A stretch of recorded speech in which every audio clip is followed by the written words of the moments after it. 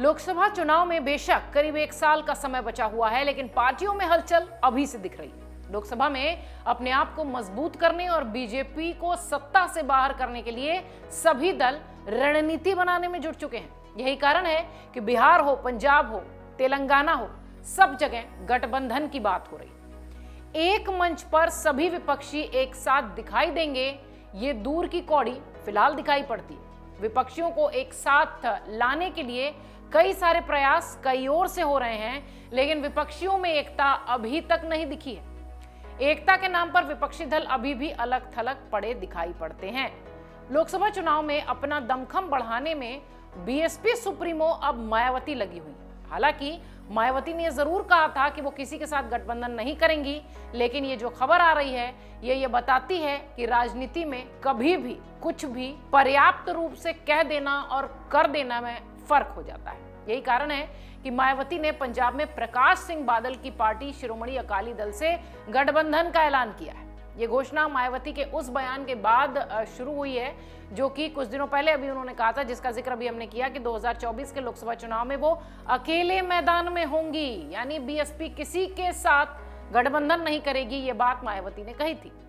मायावती के ऐलान के बाद से राजनीति में कई सारे सवाल उठ रहे हैं, और सवाल ये कि बीएसपी ने अकाली दल से आखिर समझौता क्यों किया, वो भी पंजाब की जमीन पर। बीएसपी और अकाली दल समझौता से किसे नुकसान पहुंचाएंगे?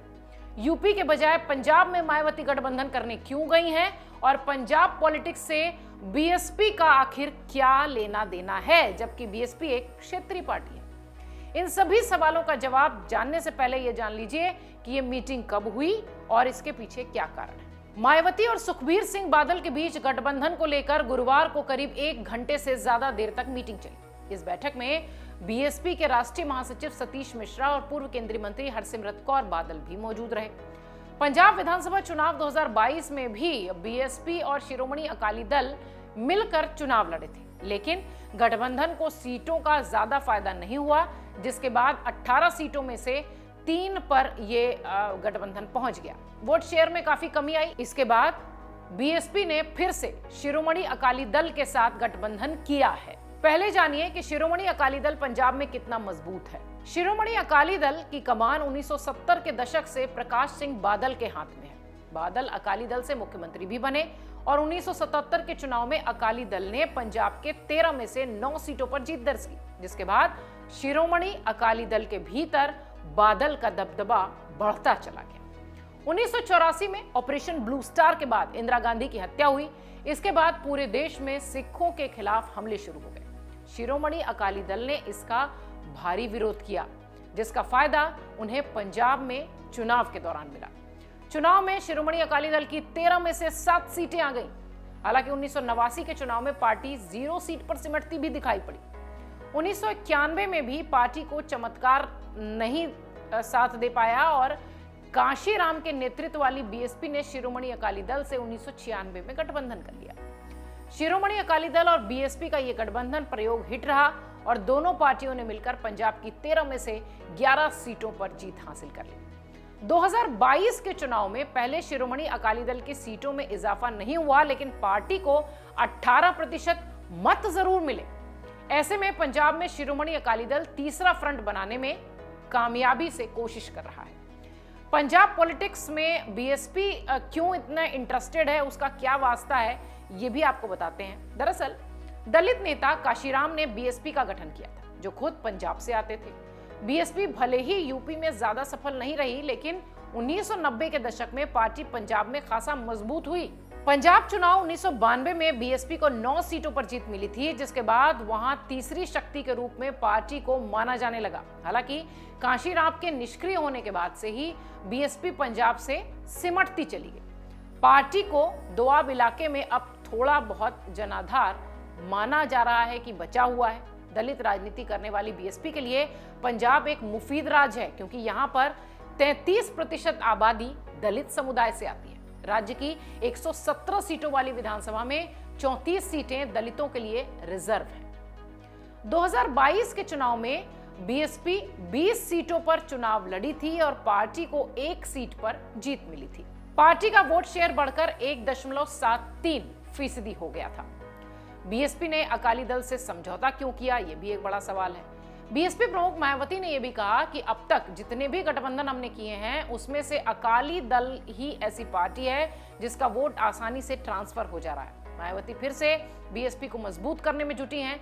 ऐसे में यूपी के अलावा अन्य राज्यों में सहयोगी भी ढूंढ रही हैं जिससे कि उनका जनाधार मजबूत हो और जो उनका जनाधार खो गया है वो उन्हें वापस मिल जाए। बीएसपी और अकाली दल अगर समझौता कर रहे हैं तो किससे नुकसान होगा ये भी समझ लीजिए। सीधे सीधे प्रत्यक्ष रूप से कांग्रेस और बीजेपी परेशान होगी। कांग्रेस और बीजेपी के लिए मुश्किल इसलिए भी है क्योंकि बीएसपी का जनाधार पंजाब के दोआबा इलाके में है, जहां लोकसभा की 3 सीटें हैं, जालंधर, होशियारपुर और खद्दर साहिब। 2019 में जालंधर और खद्दर साहिब में कांग्रेस और होशियारपुर से बीजेपी ने जीत हासिल की। कांग्रेस की जीती हुई जालंधर और खद्दूर साहिब में अकाली दल दूसरे नंबर पर रही। अगर बीएसपी और अकाली दल का गठबंधन कामयाब होता है तो इन दोनों सीटों पर कांग्रेस को बड़ा झटका लग सकता है।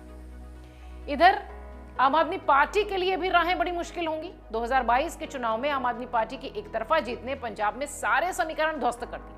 अब राष्ट्रीय पार्टी बनने के बाद आम आदमी पार्टी की नजर सीधे लोकसभा चुनाव पर है। ऐसे में अगर दोआबा इलाके में बीएसपी और अकाली दल का गठबंधन मजबूत हो जाता है तो आम आदमी पार्टी की राह में बड़ा रोड़ा आ सकता है। और 2014 में आम आदमी पार्टी पंजाब की 4 सीटों में जीत दर्ज करती दिखाई पड़ी थी। गठबंधन कामयाब हुआ तो बीएसपी मजबूत होगी, ये तो तय सी बात है, क्योंकि पंजाब की तरह बीएसपी हरियाणा, मध्य प्रदेश, राजस्थान, झारखंड, महाराष्ट्र में भी पांव जमाने की कोशिश में है।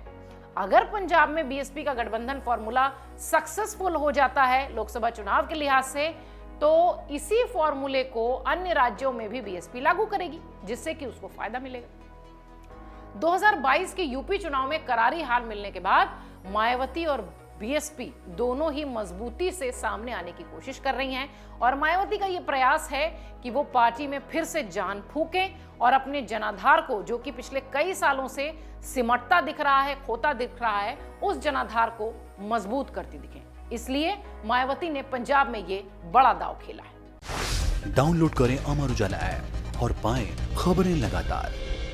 अगर आप ये वीडियो YouTube पर देख रहे हैं तो हमारे चैनल को सब्सक्राइब करें और बेल आइकन को दबाना ना भूलें। अगर आप Facebook पर ये वीडियो देख रहे हैं तो हमारे पेज को लाइक करें।